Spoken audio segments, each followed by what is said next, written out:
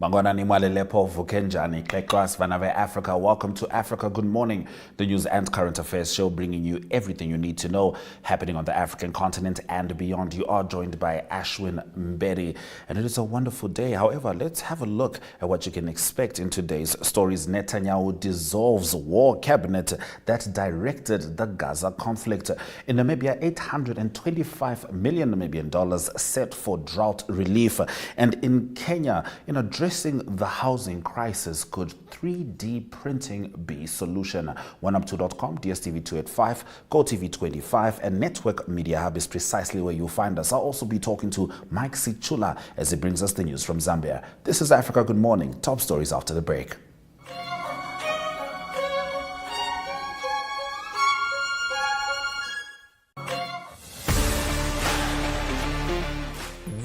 Tickets to the Vintage Beer Velvetias versus the Vodacom Blue Bulls match.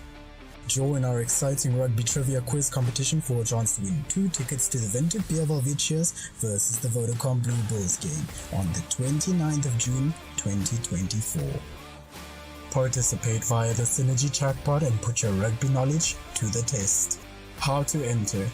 WhatsApp hashtag NRU to 085 785 6231. Follow the on-screen instructions to answer the trivia questions, or scan the QR code to enter here. Winners are chosen weekly, so keep playing for more chances to win. The competition closes on the 28th of June, so don't miss out on this fantastic opportunity to enjoy an unforgettable rugby match. Tickets available at eticket.my.na.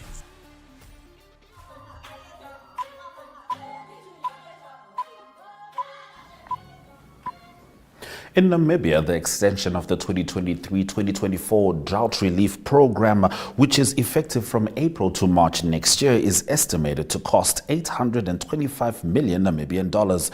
Now, Cabinet approved the extension on the 25th of April at its 6th decision-making meeting. Chief of Marketing at the Livestock and Livestock Product Board of Namibia, Desmond Klutter, said the estimated budget for food assistance is $600 million Namibian dollars, while the budget for seed provision is $25 million Namibian dollars. Meanwhile, $100 million Namibian dollars each has been budgeted for the livestock support program and water provision. Now, Klutter said under the livestock support program, interventions such as livestock marketing incentive were included, which was increased from large stock $500 Namibian to $750 Namibian per head, to a maximum amount of $56,000 Namibian per applicant. Climatic conditions globally are deteriorating, and Namibian livestock producers are yet again experiencing the full wrath of another drought that has become the norm, Klutter said. Now, these consecutive droughts not only erode the composition, but also the number of the cattle herd. All right, from Namibia, we swing over to Israel, where Benjamin Netanyahu has dissolved the war cabinet that was responsible for the Gaza conflict. Israeli officials say the prime minister dissolved the influential war cabinet that was tasked with steering the war in Gaza. The 3-person war cabinet was dissolved a week after Benny Gantz, a popular opposition lawmaker and former military chief, quit Netanyahu's governing coalition in frustration over how the war was being handled. In the early days of the war, Gantz demanded a small cabinet with Defense Minister Yoav Gallant be formed as a way to sideline far-right lawmakers in Netanyahu's government. The officials, who spoke on condition of anonymity because they were not authorized to discuss the change with the media, said Monday that going forward, Netanyahu would hold smaller forums with some of his government members for sensitive issues. Critics say Netanyahu's wartime decision-making has been influenced by ultra-nationalists in his government who oppose a deal with Hamas for a ceasefire in exchange for the release of hostages. Those hardline politicians have voiced support for the voluntary migration of Palestinians out of Gaza, currently home to some 2.3 million people, and a return to military occupation over the territory. Netanyahu denies the accusations and says he has the country's best interests in mind. Now, every aid in Niger, there is an uptick in the use of firewood to cook meals for the celebration. Now, in the capital, Niamey, vendors remarkably increased their stocks of wood in the days leading up to Eid. According to forecasts by the Niger Ministry of the Environment, more than 50,000 tons of wood are burned on Tabaski Day alone in the capital. It is for that reason that in 2017, volunteer environmentalists have been working to raise awareness among Nigerians of the consequences of tree cutting on the environment. Their organization has launched a campaign called Tabaski Ekolo. In addition to raising awareness, it is distributing mango seedlings showing the capital's inhabitants the benefits of tree planting. As young climate activists, we say to ourselves that we must not stand idly by in the face of this, because this abusive logging is not without consequences for the environment. If we continue at this rate of consumption over time, future generations won't be able to cope, which is why we want to stop it, said Mohamed Siraj Adamo, a member of the NGO Young Volunteers for the Environment. Only a tiny percentage of the country has access to electricity in Niger. The entire population of 26 million cooks almost entirely on wood. Now, the Kenyan government aims to build 250,000 houses each year to address a housing deficit that the World Bank estimates at 2 million units. The plan, launched 2 years ago in 2022, has yet to release data on the number of houses completed. To meet the growing demand for housing, some are turning to the innovative technology of 3D printing. This method uses a machine to layer special mortar to form concrete walls, significantly reducing building time compared to traditional methods. One company, 14 Trees, has utilized this technology to construct a showcase house in Nairobi and 10 houses in coastal Kilifi County. CEO Francois Perrault believes this technology can help address the massive housing need across Africa, but acknowledges it will take time. We need to build differently. We need to build at scale, with speed and with low carbon materials. And this is what construction 3D printing makes possible, Perrault explains. Despite the promise of this technology, the cost remains a barrier. A 2-bedroom, 3D printed house costs $22,000, while a 3-bedroom house costs $29,000. So we're talking over 300 and 400,000 rand, Namibian dollars, respectively. Okay, very interesting day coming from Kenya, trying to address their housing crisis. I mentioned Namibia because Namibia also has a housing crisis. However, we're going to swing over to next door in Zambia as we talk to Mike Sichula after the break.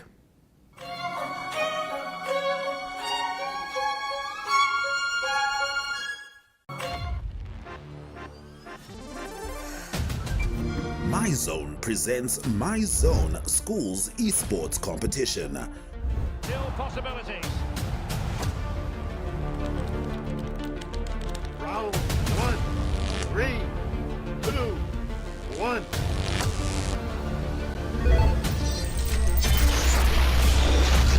We have 50 minutes to go. Caution. Yeah, no surprise there. That was always going to be a booking. From deep three-point range, Green with the Join us on the 27th of July at the MTC Innovation Hub for an action-packed day of esports excitement.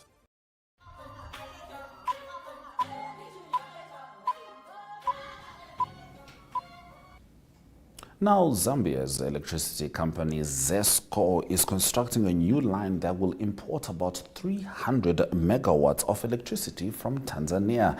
Here to help us sift through these stories and more is Mike Sichula. Mike Uliwanji. Nerebuino Mulibwanji, Africa, good morning to our dear viewers. Africa, good morning indeed. Let's talk about those 300 megawatts Zambia plans to get from Tanzania.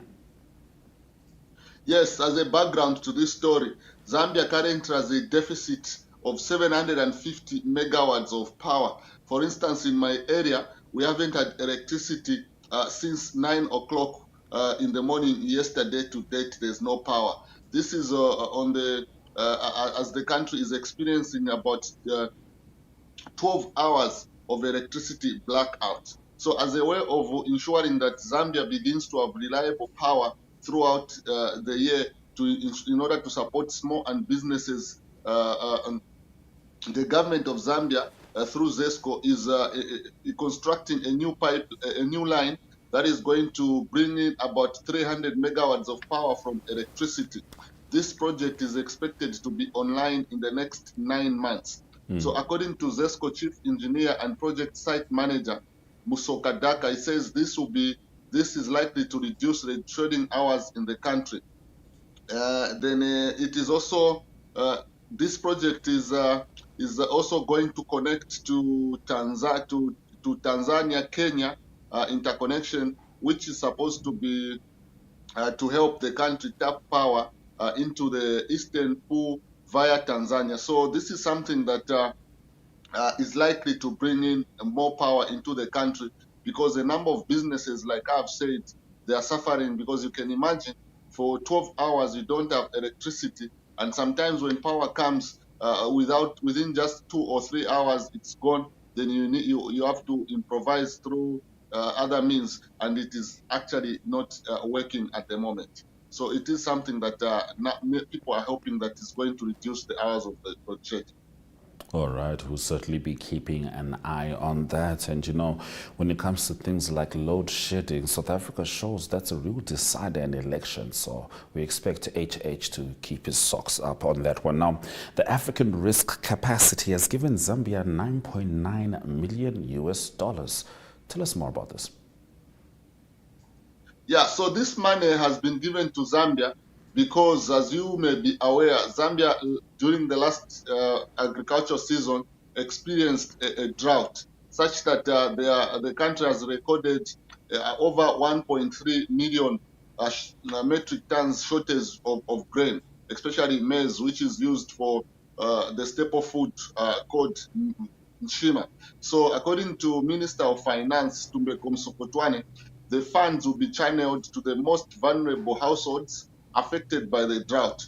Dr. Msokotwane said he will soon reveal an adjusted national budget, which will outline the government's drought response plan and include financial support received from various partners, including the Africa Risk Capacity.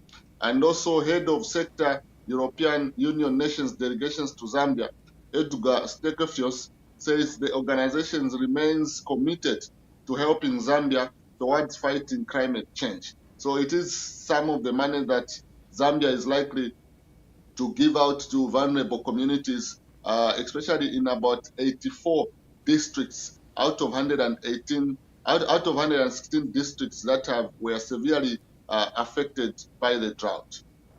Yes, and drought is truly an issue currently in the region. Earlier in our top stories, I was talking about the extension of the drought relief fund for for Namibia rather, from 2023 to 2024, which is 825 million Namibian dollars. Let's see how African countries continue to respond to drought. Now, a Turkish employer has been deported from Zambia for abusing his employees. The named investor, a director at Denzen Brick Blocks and Pavers Factory, was deported on 14th June 2024 following the conclusion of the investigations that was conducted by investigative wings. So according to Immigration's Public Relations Officer, Namatin Shika, says investigations also revealed breaches of labor laws, such as non-adherence to the minimum wage, among other breaches that the investor was actually not following. Then also Mr. Shika says the department revoked his residence permit before effecting his deportation under a warrant signed by the Minister of Home Affairs and Internal Security. So this is something that a number of Zambians have called on relevant authorities to extend their investigations to other foreign investors in the country, because this state of abuse is not only restricted to this only investor, because they believe that a number of Zambians are going through abuse, but it's like they are failing to report. So this case of this Turkish national is something that Zambians are saying it is a wake-up call for authorities to do more to ensure that Zambians are protected from abuse. Understandably so, truly understandably so. Now, the under-17 Copper Princesses have qualified for their World Cup in the Dominican Republic. Congratulations. Thank you very much indeed. So this is the second time that the under-17 are qualifying to the World Cup. So in order for Zambia to qualify, they edged Morocco via a 3-1 goal aggregate over a two-legged encounter. And the Football Association of Zambia says the team will be prepared by taking them to holding an international camp so that the team becomes well prepared for this event. Then their coach, Carlo Kanyembe, becomes the first female coach to lead a team to the World Cup. She also joins other 5 Zambian male coaches who have qualified a national team to the World Cup. So for this year, for instance, Zambia's women's football, we saw the Copa Queens qualify for the 2024 Olympic Games, and now the Copa Princesses qualifying for the 2024 FIFA Under-17 World Cup. So this is a huge milestone for the Football Association of Zambia because it has not been an easy road, considering that some of these coaches that are hired, some of them do not even have contracts, some of them are even lowly paid as compared to their foreign expatriates who come to coach Zambia. For instance, like the senior men's national team coach is paid highly, but not so highly. But these local coaches are not paid as highly as lowly as highly as their other coaches. But they have been able to qualify Zambia to the World Cup. So far, 6 Zambians have qualified the national team to the World Cup in different age groups. Very, very well done, and certainly reflective of a bright future for Zambia's football. But Mike, you were talking about big words there, like World Cup. Let's talk about COSAFA Cup just briefly. Any predictions? I see Zambia's in an interesting group with a familiar friend. Zimbabwe has always given Zambia a headache. Remember, during the 4 Nations Cup tournament in Malawi, Zambia lost to Zimbabwe. So this is actually going to ignite the Zambezi derby, and Yes. I'm seeing something that is going to be an interesting encounter between Zambia and Zimbabwe in doing this COSAFA 5 tournament that is coming up. Without a doubt, and I believe the wages are the same, which is who gets to say their own Victoria Falls. Thank you, Mike Suchila, for bringing us the new stories from Zambia. Thank you very much, Africa. Good morning to our dear viewers. Africa, good morning indeed. Let's see if you have an Africa good day with the weather predictions.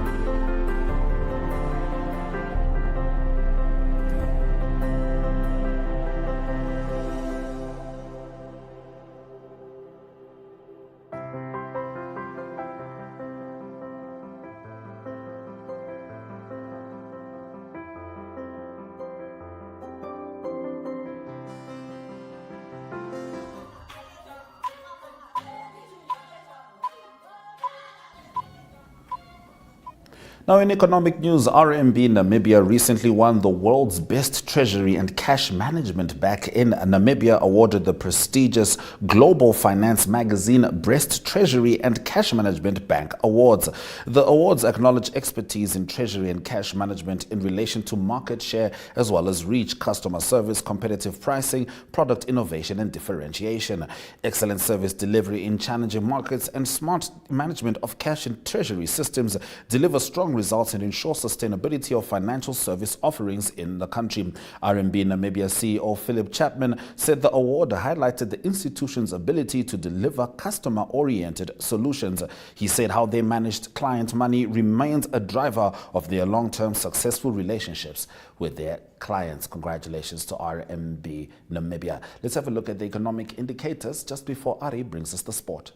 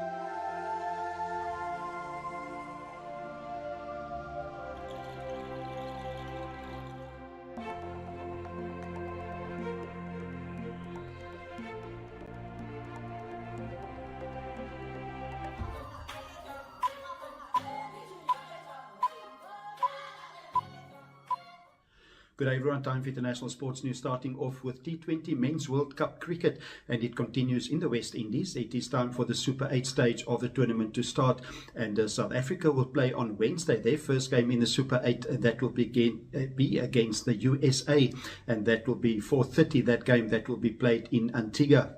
And then on Thursday, 2 games will be played. It will be the host, the West Indies, that will play against England, a big game for them, and that will be played in St. Lucia. And then also on Thursday, it will be India that play Afghanistan. So it is all ready for the Super 8 stage to happen. It is in the one group. It will be South Africa and the USA that will play with the West Indies and England, and the other group will be India, Australia, Afghanistan and Bangladesh. Those are the teams that qualified for the Super 8. Continuing international sports news with golf news, it is the US Open for men that's done. It is Bryson DeChambeau of the USA that won the tournament, and besides winning the tournament, lots of exemptions for him. That makes it important for him. He plays in the Live Golf Initiative, the Breakaway Golf League, and at the moment he's not allowed to play on the PGA. So for the next 5 years, because he won the US Open, he will be able to play in all the majors. That will include the US Open. He actually can play the US Open for 10 years, but for the next 5 years he can also play in the Masters without having to qualify, also the British Open and also the United States PGA tournament. So lots of exemptions for him. The next big tournament on the men's calendar, the next major, will be the British Open. That will be played at Royal Troon. That is coming up very soon as well. That's going to be played from the 18th of July till the 21st of July. The defending champion there is Brian Harman of United States. He won the tournament in 2023 at the Royal Liverpool Golf Course.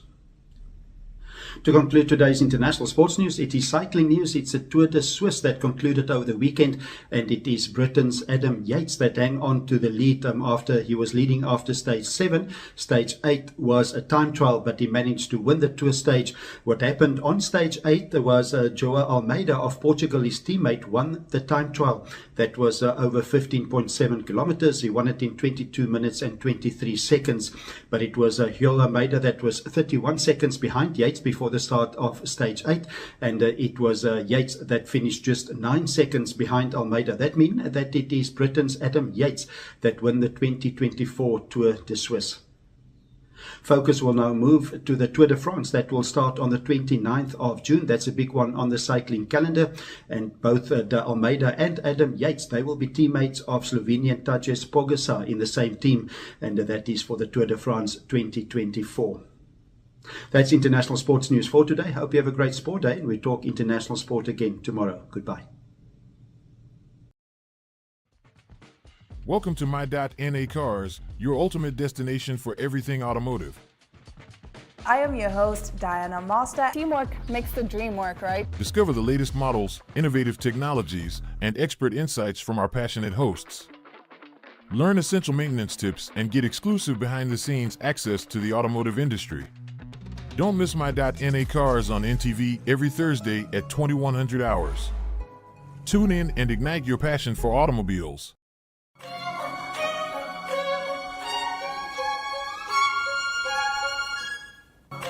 Thank you for staying with Africa Good Morning as we continue to bring you the pertinent stories stemming from Africa and beyond. From me, Ashwin Berry, and the Africa Good Morning team, Sweraja Kanaka.